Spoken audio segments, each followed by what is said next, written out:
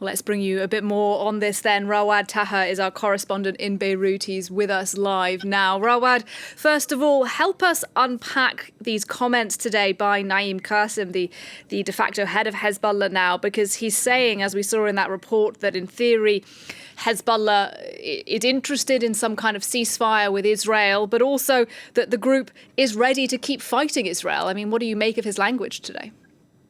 So the language is very important. This is the first time a Hezbollah official since the start of the war of attrition, exactly 1 year ago, on October 8th of 2023, when Hezbollah started this war of attrition in support of Hamas in Gaza, former Secretary General of Hezbollah, who was assassinated, Hassan Nasrallah, always mentioned that any ceasefire in Lebanon is directly linked to ceasefire in Gaza. However, with the expansion of this conflict and with the widening of the war and numerous attacks and the evacuations of all Lebanese southern villages, as long as the attacks from Beirut's southern suburbs, we're seeing for the first time, after all this pressure and after all the assassinations and the blows that Hezbollah has took over the past month, be it the pagers attacks, the walkie-talkies attacks, the assassination of the Radwan Command Force, the assassination of Secretary General Nasrallah, that its de facto leader today, Naim Qassem, is ready to negotiate a possible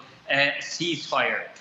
So this is a turn in events. This is the first time the party and the militia admits that it is ready to negotiate a ceasefire in Lebanon, disregarding what's going on in Gaza. So decoupling the two fronts has officially taken place. However, in his speech, he mentioned that the party and the group is ready to negotiate all other stuff after the ceasefire is achieved. This is a message primarily to the Lebanese people and to other political parties and to the international community as well, who have been pressuring over the past week to elect a president for him to lead the negotiations on a ceasefire. So here Hezbollah is saying that it is ready to secure a ceasefire, giving the light or the green light for its ally, the Speaker of Parliament, the head of Amal Movement, Nabih Berri, to lead the negotiations. Yet it is clear that the party is not ready to elect a president before any ceasefire is achieved.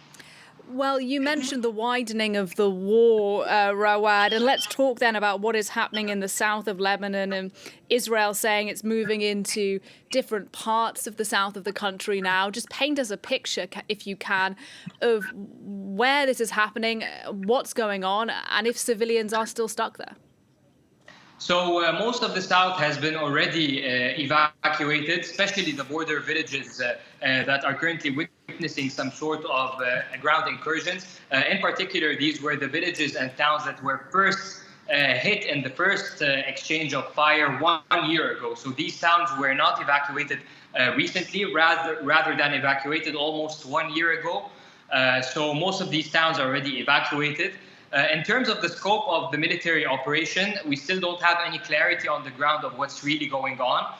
We know there is some sort of evident incursion into the towns of Karkila on the eastern side of the border with Israel.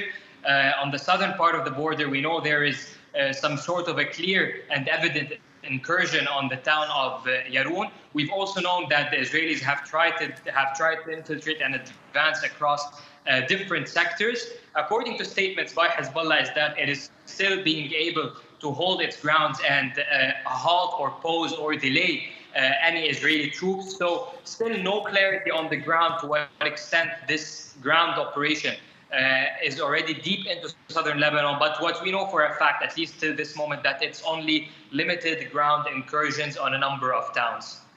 Rawad Taha, live in Beirut. Thank you.